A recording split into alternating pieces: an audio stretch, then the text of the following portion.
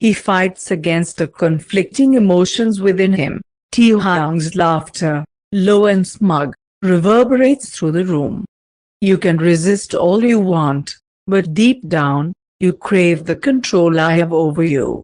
Admit it. Jungkook grits his teeth, refusing to give Taehyung the satisfaction of a response.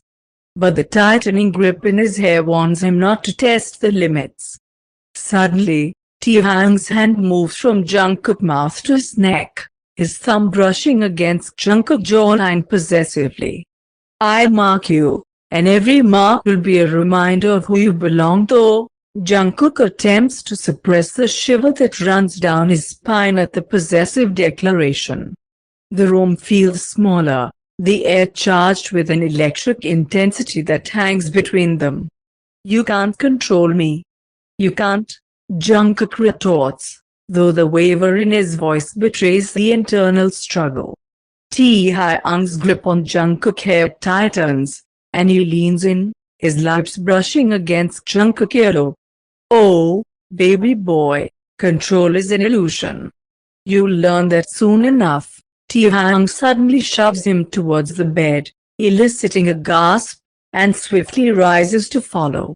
Before Jungkook can fully comprehend the situation, the man descends upon him, seizing his wrists and pinning them above the boy's head. So why can't I take what I paid for? Taehyung speaks directly into his lips, his breath heavy as he presses the young body into the mattress. Because, no matter how much of a moral deviant you portray yourself to be right now, I know you won't allow yourself to do something I truly don't want. Jungkook responds, unsure in his own words. You won't permit yourself to cross that line with me, but do you truly not want it? Baby, I don't. I don't want anything to do with you beyond work. And as soon as this plane lands, I'll bid you farewell, Mr. Kim. Happily bid you farewell. Careful with your words. Taehyung smirks.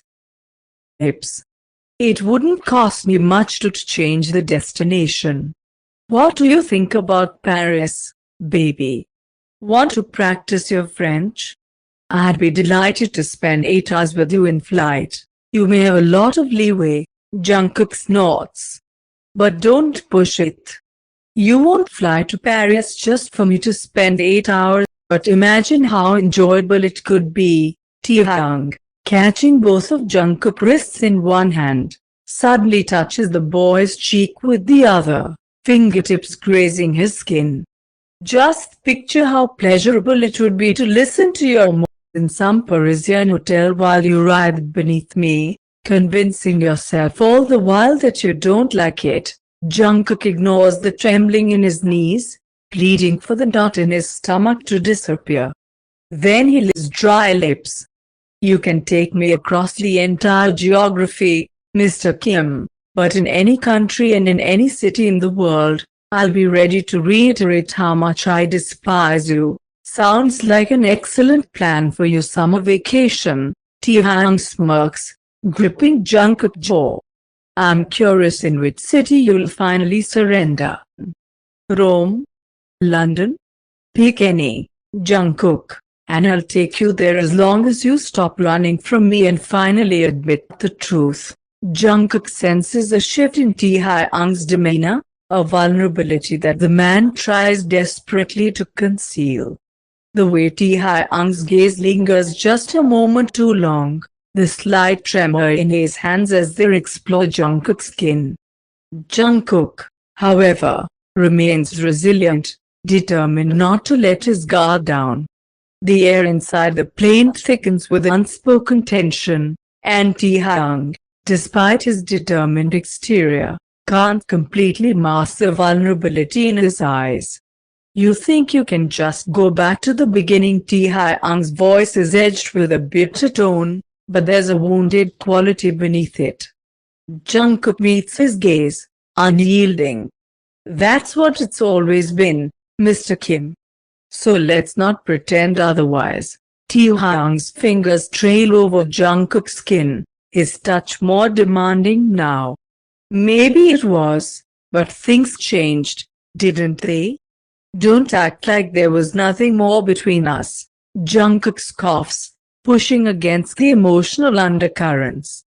Things changed only because you let them. I told you from the start, this is just a job, and you're just a client. Nothing more. Taehyung's grip tightens, his frustration evident. You can't just erase everything that happened, Jungkook. Don't act like it meant nothing. Jungkook fixes him with a stern look. It means nothing, sir. It's just business. You can lie to yourself, but you can't lie to me. I know you feel more than you're admitting. Jungkook grits his teeth, refusing to show any vulnerability. I don't feel anything. This is just business between you and me. Always has been. Just admit the truth. Admit it, you want the truth. Jungkook snorts, squinting, and Taehyung nods in invitation, raising an eyebrow with intrigued anticipation. The truth is, Mr. Kim, that no city in the world can hide the ugliness you displayed to me today. And no country can mitigate what a spoiled monstrosity you truly are. So yes, go ahead. I'm defenseless.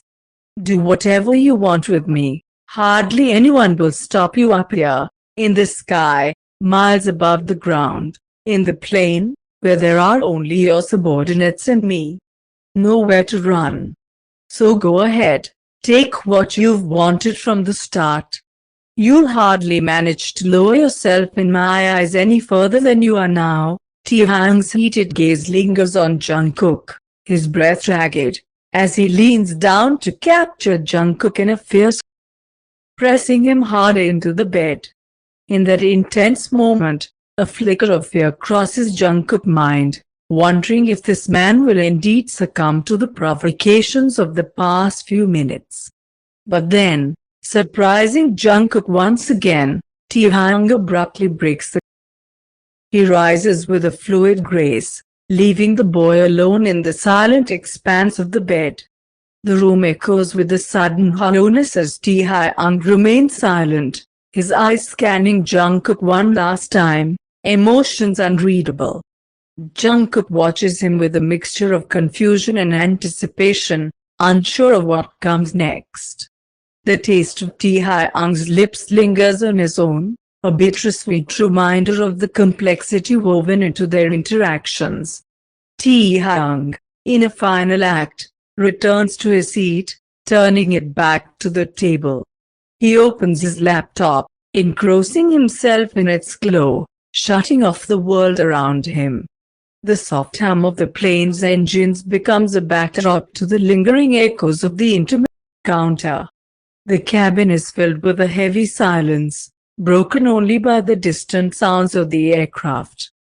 Jungkook, left in solitude, tries to unravel the emotions swirling within him. And that's the last attention from Taehyung that Jungkook receives until the plane lands. So, I suppose you've got nowhere to go anyway, so we can head to my. Jungkook snatches the handle of his suitcase, wrenching the luggage away from J-Hope's grip. Adjusting the strap of his backpack on his shoulder, he shoots a sharp retort. Go to hell, Taehyung chuckles, a smirk playing on his lips, while J-Hope watches them with a raised eyebrow, pondering whether he should intervene. Baby, you've got nowhere to go. So, you'll be coming back to my apartment, and we can go f yourself in hell. Jungkook interrupts, the vehemence in his tone escalating. He doesn't bother lifting his gaze to meet Taehyung's, instead turning on his heel and striding purposefully toward the airport building. Blinking rapidly, Jungkook silently urges himself not to succumb to tears prematurely. Spotting a friendly woman in a bright vest, he heads toward her, confident that she will guide him on entering the airport. Fumbling in his pocket, Jungkook extracts his phone and decides to dial the only person he feels he can rely on right now. Me. After a few hours of navigating the confusing address provided by the girl, Jungkook expects anything but to find himself in Andy's apartment. Surprisingly, Mi greets him on the street alongside Andy, who even assists in lugging his suitcase to the flat. As a top priority, they insist he takes a shower. "So, how do you feel about Chinese food?" It's the first question he gets as he emerges from the bathroom in his pajamas, towel drying his damp hair. Honestly, I'm not that hungry," he confesses, awkwardly shrugging, the towel still in hand. "You can order whatever you guys want.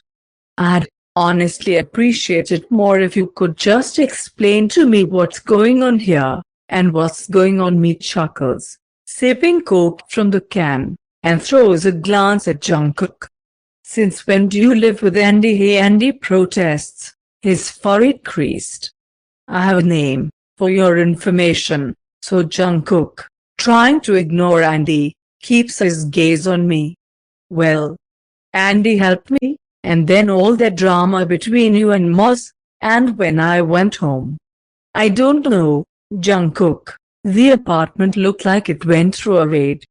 Moz hasn't been seen ever since Yeonjun started bringing his druggy friends there, and Andy offered me to stay with him for a while. I hope you're charging him the full rate for your stay here.